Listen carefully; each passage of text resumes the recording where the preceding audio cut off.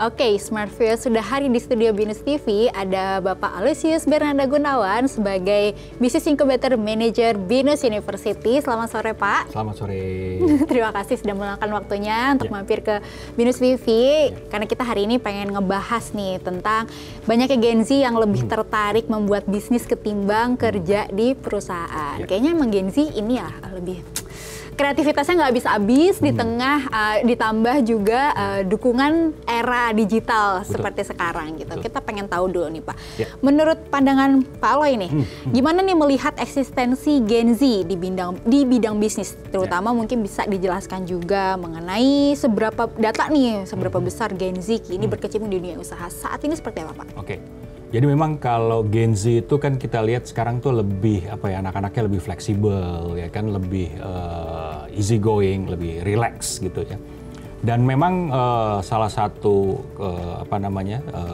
ciri khas mereka ya mereka hadir dengan dunia digital gitu kan. Jadi apa aja mereka pasti berdekatan dengan dunia digital. Nah, salah satu yang mungkin ya kalau saya lihat digital itulah alat-alat itulah yang dipakai untuk berbisnis karena dekat sekali lah mereka dengan alat-alat itu. Dan saya lihat memang kecenderungannya semakin naik ya anak-anak yang berbisnis ya. Dulu waktu saya memulai di inkubator itu paling satu angkatan itu 15 orang. Sekarang total se-Binus Raya itu 780 kalau nggak salah, di Kemanggisan ada sekitar 101. Jadi ya tambah lama tambah naik sih yang jadi yang berbisnis seperti itu. Oke, sepertinya selaras dengan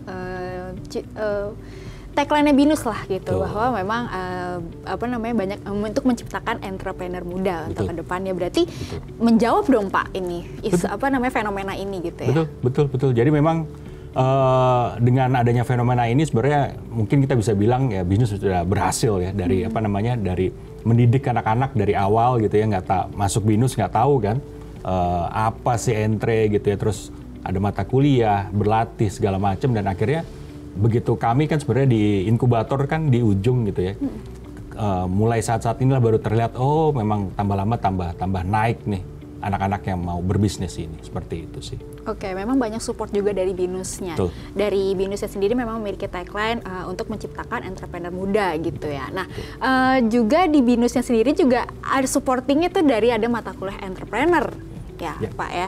Nah, kira-kira nih kita kembali lagi ke Gen Z-nya. Apa faktor yang biasanya mendorong Gen Z untuk memulai bisnis? Menarik ya Pak, karena kita kalau misalkan dibilang tarik mundur beberapa tahun yang lalu atau beberapa angkatan yang lalu, mungkin lebih banyak orang yang bekerja di perusahaan. Tapi udah mulai geser nih fenomenanya, lebih ke membuat bisnis. Menurut Bapak faktornya apa sih Pak? Sebenarnya kalau kenapa mereka berbisnis itu kita bisa lihat beberapa hal ya. Yang pertama biasanya keluarga. Kalau keluarganya bisnis, most likely mereka berbisnis. Biasanya begitu. Terus yang kedua mereka kepepet. Nah ini sebenarnya yang paling seru ya. Karena kayaknya kepepet kok jadi alasan utama gitu. Tapi kalau saya lihat kepepet ini bagus loh. Karena mereka udah terdesak gitu ya. Terus kepepet, terus akhirnya kreativitas muncul. Dan memang karena di Binus sudah dibiasakan dibekali dengan ilmu yang cukup gitu ya, ilmu, pengalaman. Begitu mereka kepepet, mereka nggak jadi stres kan, tapi gue harus bikin apa nih, bisnis apa nih gitu. Kata-kata saya harus bisnis apa ini yang kita berharap sih dengan anak-anak itu kalau kepepet ya kepikiran gitu. Makanya saya sering bilang gitu ya, guys, Anda belajar entre itu bukan sekarang jadi entrepreneur, tapi pada suatu hari yang cerah. Ya. Kalau segala sesuatu tidak berjalan sesuai dengan rencana, at least Anda punya bekal yang cukup untuk menganalisa sesuatu dan come up with idea untuk bisnis. Seperti itu sih. Oke, berarti faktor terbesarnya berarti dari garis turunan itu ya? Ya loh, itu memang nggak bisa diingkari ya gitu ya. Walaupun kadang-kadang ada yang suka bilang kan, wah saya perintis bukan penerus gitu. Tapi kalau memang keluarganya punya bisnis, kenapain ragu-ragu? Jalanin aja. Kadang-kadang malah dengan bisnis yang lama pivot gitu kan, come up with new idea yang baru, terus malah jadi sukses. Nah ini kita yang paling seneng kayak begini gitu. Oke, nah meski nih disebut sebagai Gen Z ini kan digital native gitu dibilangnya, karena kan mahir menggunakan teknologi, hidup di era teknologi, dan bahkan mungkin lahir di era teknologi juga. Nah, tapi kan bisnis era digitalisasi pasti mengalami tantangannya sendiri. Benar. Menurut Bapak nih, di dalam tantangan ini apa aja tantangan yang sering dihadapi para Gen Z, atau mungkin faktor-faktor yang perlu diperhatikan gitu oleh Gen Z ketika mau merintis usaha? Oke. Yang paling pertama sebenarnya harus tahu kondisi apa namanya bisnis yang akan mereka masukin. Mau bisnis makanan kondisinya kayak gimana sekarang? Mau bisnis merchandise, nah anak sekarang lagi banyak bisnis merchandise kayak gimana? Skincare gitu ya. Nah itu kayak gimana? Kemudian yang kedua, hati-hati dengan masalah pendanaan ya kan? Karena punya duit seneng, nggak punya duit susah, tapi punya duit juga kadang-kadang susah juga loh. Iya benar. Memanage-nya juga sulit. Jadi hati-hati dengan masalah keuangan gitu. Nah yang ketiga sebenarnya jangan pernah menyerah sih. Ya kalau bisnis sometimes jatuh gitu ya biasa gitu. Ya gimana caranya bangkit lagi untuk naik ke atas seperti itu sih.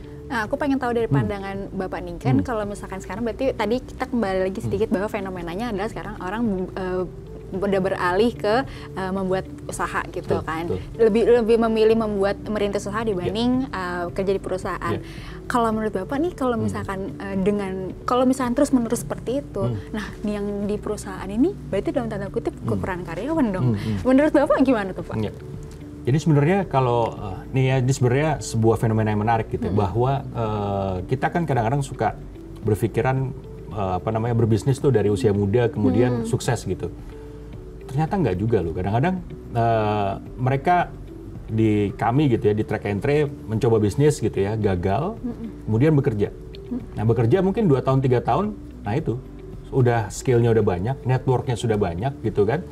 Habis itu kembali berbisnis. Jadi sebenarnya nggak perlu khawatir gitu ya bahwa nanti kantor kurang tenaga kerja. Enggak loh, kadang-kadang memang orang harus kerja dulu ya, 2 tahun, 3 tahun, 5 tahun, udah punya network yang bagus ya kan, udah punya modal, udah punya skill, baru jalan bisnis sendiri gitu. Jadi memang kayak gitu. Oke, mungkin kalau misalkan dibilang nih, hal-hal apa yang harus diperhatikan terlebih dahulu untuk memulai bisnis menurut pandangan Pak Aloy gitu.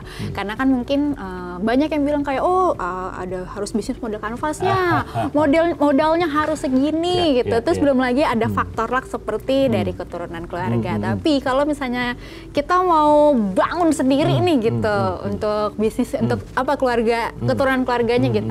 Kira-kira apa sih Pak yang pertama gitu? Yang paling penting passion sih, karena ya kalau punya segala modal, punya segala supporting system, tapi nggak ada passionnya susah juga. Tapi kalau ada passion, at least paling nggak itu modal awal untuk mau ada hambatan segala macam, saya mau bisnis ini. Nah itu pertama passion. Tapi yang kedua, nah itu dia harus punya ilmu juga. Nah ini yang kadang-kadang passionnya menggebu-gebu, tapi ilmunya kurang gitu. Nah makanya di BINUS kan ketat sekali kan, ngasih skill, ngasih ilmu segala macam. Nah, ilmu inilah yang akan melengkapi passion pada saat harus memilih gitu ya, pindah bisnis kah, ya, atau kerja lagi deh gitu, atau apa? Karena kan kadang-kadang nggak semua bisnis akan sukses ya, kadang-kadang harus ya ketemu jalan yang nggak mentok lah gitu, kayak gitu sih. Oke, kalau tadi pertanyaan adalah memulai bisnisnya. Sekarang aku pengen tahu gimana cara mempertahankannya. Banyak yang bilang bahwa memulai bisnisnya sebetulnya tuh bisa dibilang kayak perjuangan dulu dari cari modalnya, riset apa, passion dan lain-lain. Begitu udah bikin nih bisnisnya, nah mempertahankannya kan sekali lebih susah nih Pak. Gimana sih Pak untuk bisa tetap stay gitu di tengah berbagai badainya, di tengah berbagai perjalanan yang menurut Bapak seperti apa Pak? Nah, memang sustainability itu kalau kita bilang bahasa kerennya ya, sustainability gitu, itu yang paling sulit ya di startup gitu ya, di dunia usaha. Nah sebenarnya kalau kita mau teman-teman gitu ya udah jalanin bisnis, kemudian udah let's say jalan 3 tahun, 4 tahun, 5 tahun, nah itu sebenarnya kondisi yang kritis kita bilang, karena disitulah baru kelihatan usaha kita nih usaha saya nih mau maju terus ya kan, atau ya kayak gini-gini aja dan harus bikin usaha baru. Sehingga pada saat kalau kita bicara sustainability, itu yang penting adalah kita bisa mulai mitigasi gitu. Nih kalau saya lanjut terus kayak gimana ya? Kalau saya bikin usaha baru kayak gimana ya? Nah ini perlu ketenangan kalau udah di level itu sih sebenarnya. Oke, berarti memang untuk mempertahankan suatu bisnis atau usaha itu memang pertama adalah kreativitasnya dulu ya. Itu harus gimana caranya cari tahu, cari jalan A, B, C, D, E gitu untuk bisa mempertahankannya, itu adalah kuncinya ya Pak. Nah, kita kembali lagi nih, kira-kira dari BINUS University sendiri khususnya GEEC mempersiapkan para mahasiswa untuk berbisnis di era digital seperti apa Pak? Jadi memang kalau di kami ya kita udah punya framework gitu ya, startup readiness level di mana anak-anak tuh sudah tinggal ngikutin framework itu aja dengan skillnya mereka, dengan alat-alat gitu ya, itu bisa jalan. Yang kedua, kita juga support kita bikin kegiatan. Kita ada kegiatan rutin ya kan, BINUS Festival segala macam. Di sisi lain kita juga collab sama beberapa tempat gitu ya untuk kerjasama seperti ini gitu. Dan sebelum pandemi kita sempat bikin collab sama Tokped gitu ya untuk kegiatan, dan alumni kegiatan itu bisnisnya udah mantep lah sekarang. Kayak gitu sih yang kita support. Oke, seru banget sebetulnya kalau ngomongin Gen Z, Binusian, dan juga usaha. Karena emang ini selaras sebetulnya ya Pak ya. Tapi kita tentunya pasti selalu support para generasi muda, terutama Gen Z dan juga Binusian. Pokoknya semangat terus pokoknya untuk meningkatkan kreativitas, untuk cari-cari peluang usaha dan juga rintis karir di masa depan. Siapa tahu dengan peluang usaha atau bisnis yang sudah dijalankan dan tentunya support dari BINUS bisa membuka lapangan kerja yang lebih luas lagi. Pak Ali, thank you banget atas waktunya ya Pak ya. Sukses terus dan sehat selalu untuk Bapak. Dan Smart Fresh jangan kemana-mana, tetaplah bersama kami di Jurnal Binusian.